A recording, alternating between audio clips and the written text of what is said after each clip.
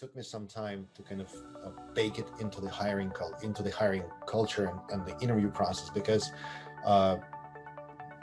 what I'm looking for is, number one, a fit, just as far as the personality and just energy level and so on. And I never look at just the skills, like I know Java or I know iOS and I know this and that framework. It's like hiring a plumber just because he knows pipe number 5 or wrench number 7. No, you hire someone who can think and apply that thinking towards solving problems.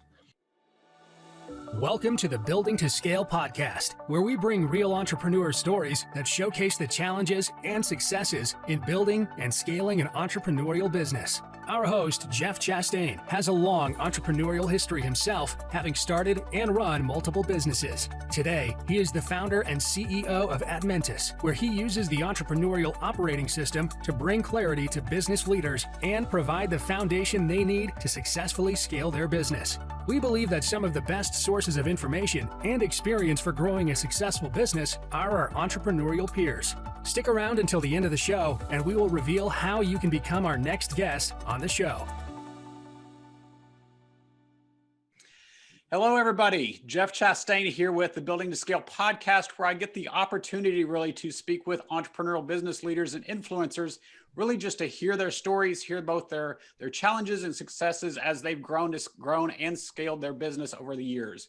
So today's guest actually fits real well with my background, my software passion of early days kind of a thing. I've got Mark Pillar here with Backendless, a visual application development platform. At this point, I'm going to kind of turn this over to him, let him explain a little bit more about what that means, because I know that term's probably not real familiar to most of you. So Mark, first off, welcome to the show. And then, tell us a little bit more about what Backendless is here. Thank you, Jeff. Glad to be here. So Backendless is a system. It's a platform that enables pretty much everyone to turn an idea into a real application.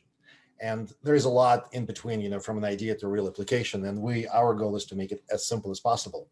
And generally the process works is that you start with, user interfaces and experiences, because we believe it is just a better way to go when you create, what the user experience is. And then from there, you basically provide the logic and the actual, the essence of the application, from where the data is stored, how the emails go out, how push notifications are sent.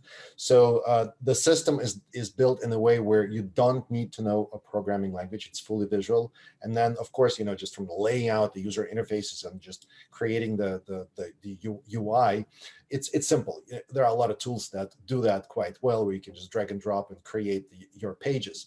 But adding the actual logic and describing in visual paradigm what that application needs to do, that's the hard part. And that's where typically programmers and developers come in to materialize the ideas and the logic that you have in form of code. With our system, you do it visually, where you basically connect jigsaw puzzles that represent various operations, and the logic is comprised of those operations. So you do it visually, putting it together, and that basically gives the life to your application that you can run on a mobile device or in a browser. And the entire flow of data, starting from where users enter that information on the screen to when it ends up in the database, most of it is done by the system for you. You essentially guide the system and tell it what needs to be done. Nice. Yeah. So bringing this to actually take one step higher, because I know, like I said, my background in software, I understand it all, but from a business perspective, if I'm looking to create an app or create a new site, something like that, is that something that I can do, something with somebody basically with business expertise can come in, or do I still have to have technical programming or development background? We see quite a few people coming in who come with a business background, and they just understand that if I provide value X to my customers, then I'll be able to generate some revenue, and that basically creates the ecosystem around your idea and turns it into a business. Whether you need to have someone technical who is a programmer, no, you don't need to do that. You would need to have certain skills and be able to think algorithmically. So for instance, when you say, I'm going to be filling out some form, and I need to capture information from that form and save it in a database. Of course, with a programming language, that's one way to do it. In our system, you would still need to understand that I need to get value from a certain form field and then take that value and put it into a block that represents persistence in a database. So being able to think about any given problem algorithmically and logically is definitely a prerequisite. Do you need to be a programmer to do this? No. However, if you cannot break down any given problem into smaller steps and smaller building blocks, then you will be struggling to create an actual application. So saying that, anyone who you just take any given person who has no knowledge and idea about how computers work, would they be able to create an application? Not instantly, but it's going to be easier to master the required skills to do it than just, let's say, learning a programming language. Still, being able to, I guess that I just want to stress out this point, being able to digest any given problem into smaller individual steps that are required, which is what algorithms are, it's going to be probably one of the most essential skills that one would need to possess. Yeah. And a lot of times that's what we see in business anyways, is okay, how do we break down the challenges, the problems and stuff we face? So getting away from the technology side, I want to back up and actually look at your story, your journey from an entrepreneurial standpoint, because I know bits and pieces of this, but I'd like to hear more of the story, because at least my understanding, you'd said at least the current version of Backendless, but still your original entrepreneurial kind of journey started back, you said 2003? 2003. Yeah, 2003, January 1st. It's easy to remember because it was my New Year's resolution. Okay. So tell me a little more about that one. How did that work? So 2003, January 1st, I said, I'm going to work a few hours every day on working something cool. Okay. Well, definition of cool changes as we mature and grow and our interests shift. For me at that time, cool was just picking up an idea that I could program in Java. Okay. And back in 2003, if you can rewind back, Flash, the Adobe Macromedia Flash was a new technology, and we saw a lot of skip intro animations, and it looked kind of, this crazy new type of web is emerging. And for me, I was a kind of enterprise developer guy. And I said, well, this looks pretty cool that, applications can be created with Flash, not necessarily silly skip intro animations. And then being a Java guy, back then I was just programming in Java. Instantly, the question was, well, how can I connect Flash with Java backend? Well, Java runs on the servers, Flash runs in the browsers. There's got to be a way where the Flash can communicate with Java. So that was my idea of cool.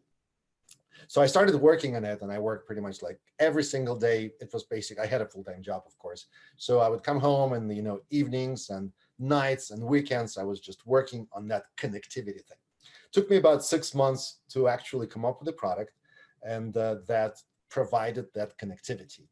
And by the time when the product was ready, I needed to release, and it's like, oh, I need to have a website. People need to find me somehow.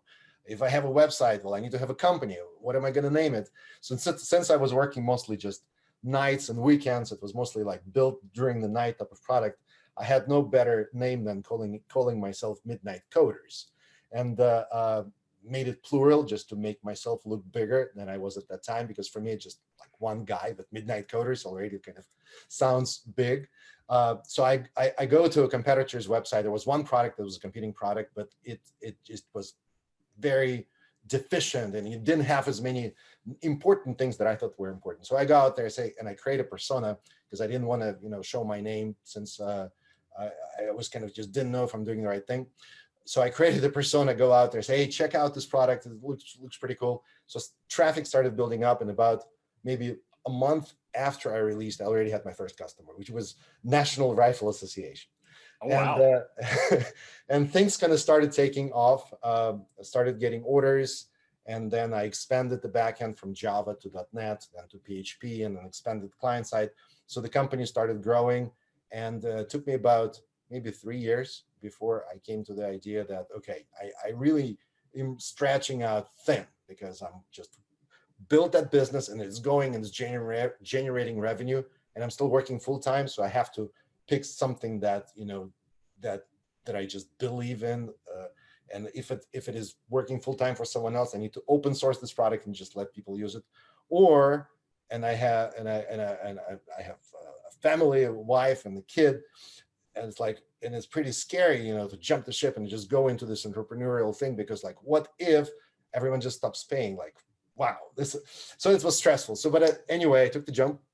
quit my full-time job and started working on Midnight Coders full-time.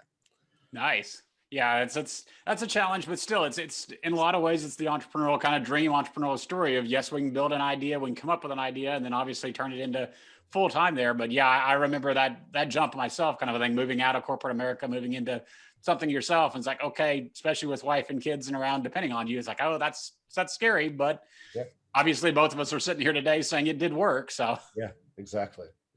how did you end up with Midnight Coders basically being yourself only now to where you are today? Well, so once I quit my full-time job, of course, there is a lot of work. And then you realize that it's not going to be just coding. And there's documentation and examples and presentations and, flying to conferences, just when it's just you, it's a lot. So I started thinking I need to grow. I need to start hiring people. And since the revenue was not that great, it was enough to support myself and support family, but it was not enough to actually start hiring people, especially here in the US. So I looked into outsourcing, and the outsourcing at that time looked great because it's like very inexpensive. You hire someone hourly and then you start offloading some work. So it looks fantastic. So started outsourcing, but then fairly quickly learned that it's just not the way to go because there is very high rotation. You train someone and they're helping you out and they're being productive, and then they just quit because someone else offered, a dollar more an hour, and they decided to quit without even consulting with you. So after kind of having that bad experience with outsourcing, I decided I'm just going to start hiring direct. And at that time, I had pretty good experience with developers in Ukraine, just because there is a huge pool of talent, very smart people, very dedicated to work and just creating high quality product. And then I kind of stuck with it and started growing our development organization in Ukraine. So the company was growing, and we started picking up some consulting work because it is a good way to kind of get more revenue than the product, because product requires longer sales cycles and so on. We got to the point where it was a multi-million-dollar business. Okay, and then I hired a salesperson here, which helped out a lot, just built out fantastic pipeline.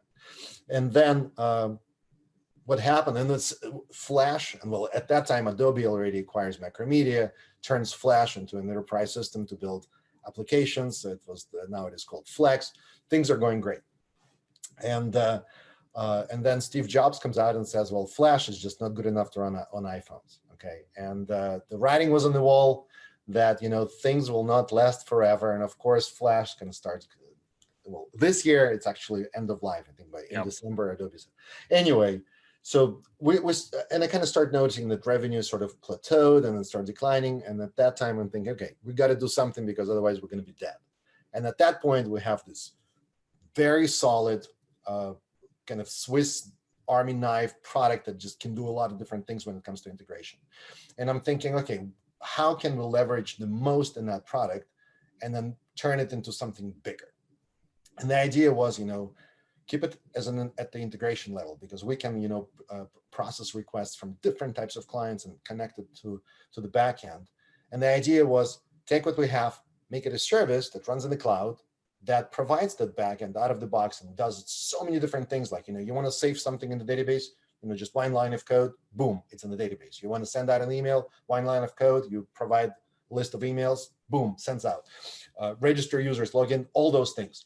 So that's how the idea for Backendless was born. Just take what we had, wrap it into a reusable services, put it in the cloud, and just provide people a way to build applications without worrying about the backend. And then just for those who are not well versed in terminology, when you think about any kind of application, just open up any app on your phone, most of the apps. Let's take banking apps. So what you see is the user experience. That's the front end. Okay, that's what you interact with. All the data, everything that you see on the screen in that banking app comes from the back end. So there is a database somewhere that requests are going into, and it checks whether you are a logged in user, and it checks what your accounts are, fetches all the data. So that back end is what the idea for Backendless was, to provide this universal backend that anyone can start using to create an application on top of, without thinking that there is a server, without thinking that there is a backend. It sort of is there automatically. So that was the idea for Backendless, and we pivoted Midnight Coders into Backendless in 2012. In 2013, there was the first version of Backendless that was rolled out, and the rest is history. All history. Yep. Well, I really like the idea there, because obviously today, when we're recording this, still in the middle of this wonderful year of 2020 and the pandemic. So you look at a lot of companies, restaurant industry is real easy kind of a thing to say, hey, yeah, we used to be completely sit down. Now we're having to do delivery. Now we're having to do takeout, but still, it doesn't necessarily have to be a worldwide pandemic. It's like you said, technology changes overnight. Technology, like you said, the Flash concept, the Flash language there, disappearing from browser support. So, okay, we've got to make a pivot in the business at that point. So that pivot kind of thing can happen and take a lot of different forms. So I'm curious, when you're looking at that, obviously there was, again, my background, I remember the announcement with Flash, but what kind of indicators, what were you looking at that point to say, okay, yeah, we've got to make a change in the way we're doing things. We can't be dependent upon Flash at that point. We've got to shift into another area. The primary indicator was just the general interest towards Ajax, JavaScript, HTML, pure browser type of implementations, and creating user experiences with technologies not tied to any particular plugin. Just something that is available across all browsers with just the standards that are being published by W3C or some de facto standards that become available out there. So with Flash, it's a pretty hardcore dependency on the plugin from a company. So it's a proprietary technology. It sort of became the standard because it was ubiquitous. Okay, but it is not a standard that everyone signs up to. And now, as we know, because old browsers eliminated, that's what happens. So for me, the primary indicator was just kind of seeing where the wind blows as far as just the general interest from the software development community towards creating this user experiences, creating the technologies that they use to create applications with.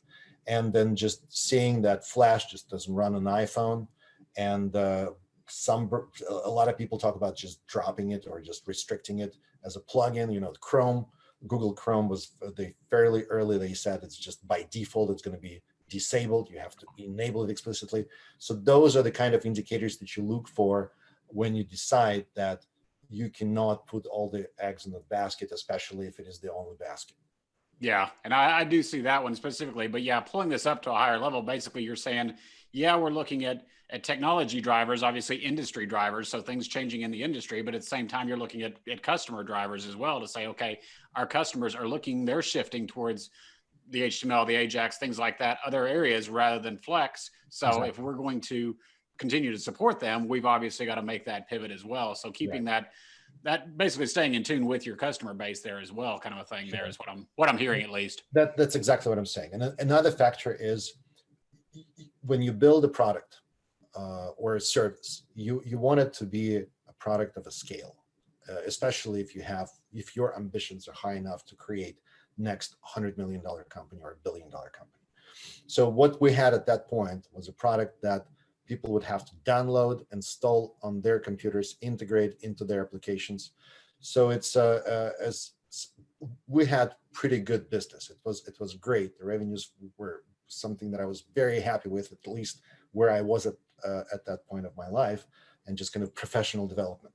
However, when you think about the scale that you can reach when you provide a service on the web, and the entire world can access it instantly without downloading anything, and then anyone can start building an application on top of your platform just by registering with the website and just seeing there's this fantastic free plan that gives you everything you need to start building this application.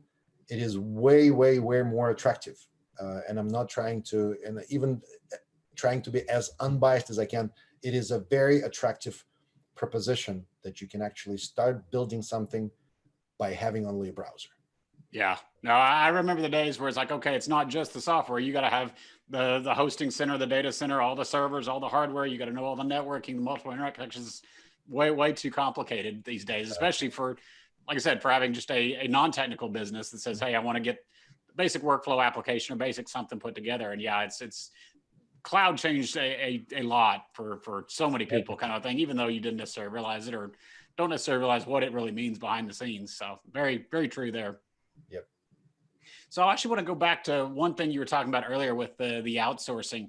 So one of the things we're always looking at is saying, okay, defining who you are as a company, defining your culture, defining your core values there, and utilizing that not just as a bulletin board material or as a mission statement kind of a thing, but actually using it on the people side when you're dealing with people. So tell me a little bit of the difference. I know we touched a little bit on it already, but the difference between doing that outsource, like you were saying, versus doing the internal people, hiring Mhm. directly internal, and what's your, obviously we talked about the turnover and everything in the contract kind of people, but what do you see as the difference with having that internal hire right there? Obviously, hopefully more than just looking for a paycheck, but what do you see as Absolutely. that differentiation there? Absolutely. So the my observation with outsourcing is that people see it as something that they come to work, they do this, they do whatever they're asked to, and they just leave whenever, it's end of the day. So a couple of problems there. Number one, software. I believe software is art. Okay, it's a specialized type of art where any particular problem can be solved in different ways. It can be solved just kind of in a small, straightforward way. Whatever the idea comes to you, put this algorithm and you create that code. It could be done elegantly and eloquently in a way where it would be easy to read, easy to understand, and easy to scale. But that requires extra thought and care. Okay, so the thing that I was lacking with outsourcing is that care to create something you're actually proud of was not there. The way it was solved, sort of implicitly, is by when we start building our own organization. Of course, you hire people that are like-minded individuals. Okay, people who care about creating something beautiful and something they believe in. Because for me, it's like number one factors to recognize that we're going to be getting a person, we're going to be bringing someone on board who will be a believer. Okay, because it's not like we run a company as a cult, but it is a product and we want to beat competition and we want to create something better. And we want to make sure that customers choose us because they saw value, because we created something beautiful. And that's what one of the factors that unites people in my company, that we believe that what we create is meaningful and beautiful. And of course, by having these two, it's better than what our competition does. And these are the qualities and values that is very hard to come by with outsourcing. Okay, so by making that move to hire our own people, we got to the point where we started building a culture that is sort of self-propelling. Okay, just because we care about what we do and we care about the kind of product that we put out there, it actually helps us to make this product better, not only because we have better coders, but because they really care about what they're producing. So when you take that then and apply it to your hiring process, when you're looking at bringing somebody else on, obviously, typically the traditional resume sits here and says, from a coder standpoint, I know language X, Y, and Z kind of a thing. I've worked at these 5 companies. What does that mean to you from a hiring perspective? When I look at someone's resume, uh, the checklist that I have, that could be there, like 15 different items of all kinds of frameworks and libraries and languages, I just skip it. Okay, to me, it is irrelevant. Okay, it is something that you can take a smart individual, a smart engineer who knows nothing about any of the frameworks, but you just recognize that they have this wit, you can teach them.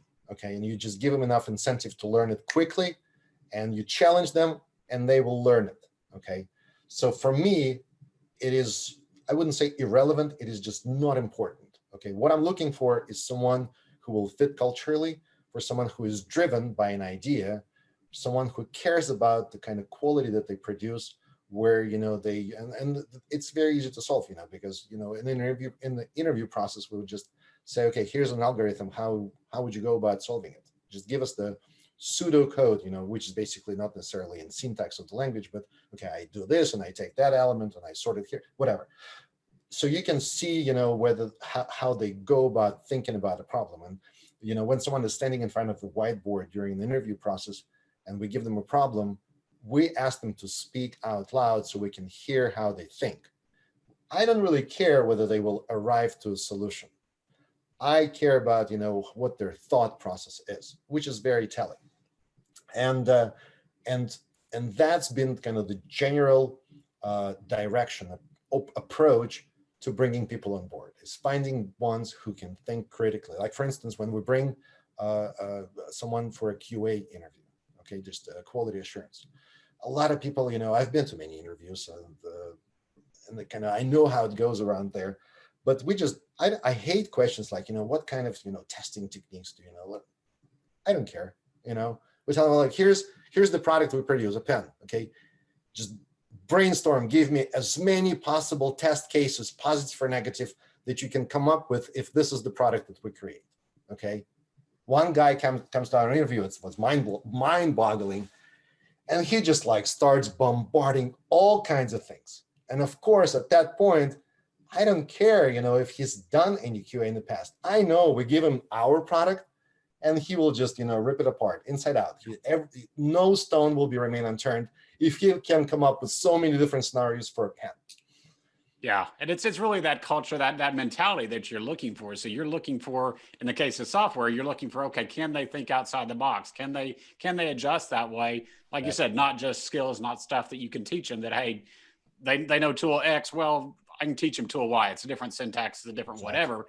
But that ability to think that, okay, if all they can do is push buttons on tool X, then yeah, I can teach them to push buttons on tool Y, but they can't think outside the box. So it's really applying that culture and that fit. So that's to me, that's one of the keys there that we look at. And really it applies well beyond just coding kind of a thing. Coding is obviously what we're talking about, but still well beyond that. So in the last couple of minutes here, putting on kind of your rose-colored glasses, we were talking about, okay, hopefully we're going to flip the page here to 2021. It's going to look different. What's the future look like for Backendless? What are you looking for there?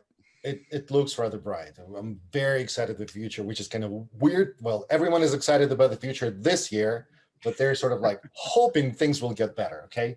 Yep. Because, with everything that we had experienced in 2020, not only I'm hoping, I know things are going to be super bright for Backendless, because with what we have done, with the technology that we have, and already seeing the kind of things people do with it, and just talking to those people and learning about their backgrounds, and then knowing that they're not software developers, but they see value in Backendless and they start creating applications, I know that we tapped into the market that is huge, okay, where we know we already deliver value for those who could not even imagine building an app, and now they have something, and they have an app, and they're publishing it in front of their customers. So it's going to be fantastic. And we're not stopping what we have. Of course, a release happens every week. Every Monday there's a new code drop, which is fantastic. So I'm very genuinely very excited about the possibilities that we're going to have. And I'm not even talking about just business and revenue. Of course, it is important. For me, knowing that we deliver value, that we deliver something that people want and they enjoy to use, that's the number one thing for me. It's just get this pure satisfaction knowing that you created something that is useful. Yeah, that makes perfect sense. Yeah, so hopefully 2021 looks a lot better here.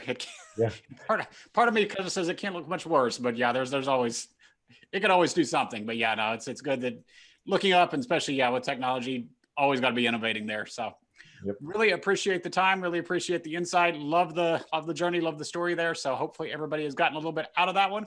And then again, just if people are more interested in setting up their own apps or whatever, where can they find some more information, or where can they contact you with it? Backendless.com. So just go to backendless.com. You'll see the register button at the top. Once you start, there's actually a training program baked into the product. The training program gives you awards and badges, and you can earn Backendless bucks that you can turn into buying t-shirts and caps. It's all right in there. And by doing so, you can actually learn how to use the platform. Yeah, I've been over to the website. I've actually seen some of the videos up there. So it's good stuff up there. So all good. All right. Well, thank you again for time here. And then really just appreciate you spending a few minutes of your day. Fantastic. Thank you for having me, Jeff. Thank you.